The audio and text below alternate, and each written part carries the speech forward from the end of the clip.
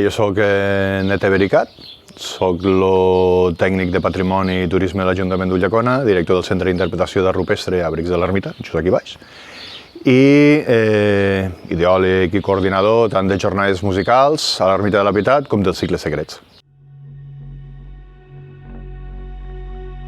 La música, l'ermita, les jornades musicals són la salvació.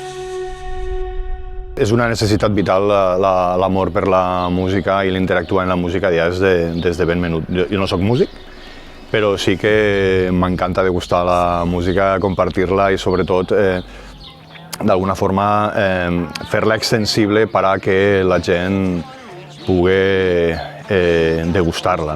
Ja des de menudet, des de jovenet, estàvem en entitats culturals, tenim un grup de rock gòtic i new wave i tot això, i muntàvem els nostres concerts perquè no ens agradava res. I després, jo soc llicenciat en Història, vaig estudiar a Barcelona i allà també vaig fer mis pinitos també en temes de producció musical, en temes de management musical, i m'he passat la vida anant a concerts, que era la cosa que més m'agradava del món. I quan vaig vindre aquí, vaig fer un projecte de gestió patrimonial, tot irradiava d'aquí de l'ermita, i primer que res de l'art rupestre. I veient l'ermita com un lloc realment idíl·lic, no des d'ara, sinó des de fa 8.000 anys, sempre ens cansem de repetir-ho, que aquest és el lloc que ja servia als nostres ancestres fa 8.000 anys com per a pintar art rupestre, per a fer les seues ritualitzacions, per a reforçar la seva idea de comunitat, i tot això sempre va acompanyat d'un so, d'un ball, d'un cant. I em dius, i per què no ho fem aquí? A part l'espai és ideal. I va sortir més que res per avorriment i portem 20 anys programant ja jornades musicals en este fantàstic espai. La intenció era no avorrir-se. La mentalitat era una mica punk, saps? O sigui, anem a fer això per a no avorrir-se. Però quan veus la resposta de la gent, quan veus que no únicament, de fet un principi ja estava pensat així, no estava pensant únicament per a la gent d'Ulldecona, sinó per a la gent del terreno, per a la gent de... I et parlo del terreno parlant del sud de Catalunya i no de la província de Castelló. I al veure com la gent gaudia, d'alguna forma tindre una espècie d'epifania sobre el lloc, sobre la música, sobre la comprensió profunda de què significa la història d'aquest lloc, penses, això no ho podem deixar de fer. I llavors ja es va plantejar, sempre en la complicitat de l'Ajuntament, de dir que això és una cosa que ha funcionat, anem a tirar-ho endavant, anem a fer una tradició, però resulta que aquestes edicions han derivat en que l'any que ve fem el 20 aniversari. Abans eren com compartiments d'estancs, sí que es feien coses, evidentment que es feien coses, però d'alguna forma se miraven de reull. No es miraven com a aliats, no es miraven com a propostes que, si vas coordinats de la mà, encara tenen més pegada i comparteixes públics i enriqueixes més el territori. L'exemple clar és la creació de col·lectiu cultural o de la marca de festivals de Terres de l'Ebre. T'assentes a una taula i veus la diversitat de festivals, de cicles musicals que hi ha, i que damunt no se solapen, sinó que són complementaris.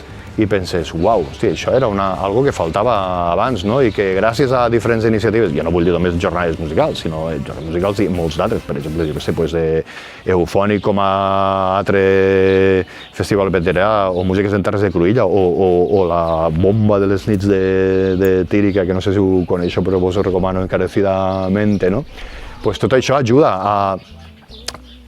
a veure que ara s'ha creat esta xarxa d'estos gestors culturals, d'estos activistes o guerrillers culturals moltes vegades, que estem interactuant entre nosaltres, que ens veiem com a aliats i que compartim moltíssimes coses. A part de la passió, podem compartir també altres coses que ens fan encara créixer més. Som conscients que nosaltres som un cicle festival que tenim un espai limitat, no podem ni volem créixer, perquè aquest espai és el que ho marca, i sobretot el pressupost. Per tant, primera, que ens encanta descobrir artistes, i segona, que si aquests artistes ja haguessin fet el pas endavant, si ja haguessin tingut aquest reconeixement, ja no es podria importar, perquè serien massa cars. Per tant, hi ha que tindre sempre l'ull ben posat en els artistes emergents, en les propostes que de veritat valen la pena, i portar-les al moment adequat, perquè després ja no podríem. I mos avalen moltíssimes bandes que han passat per aquí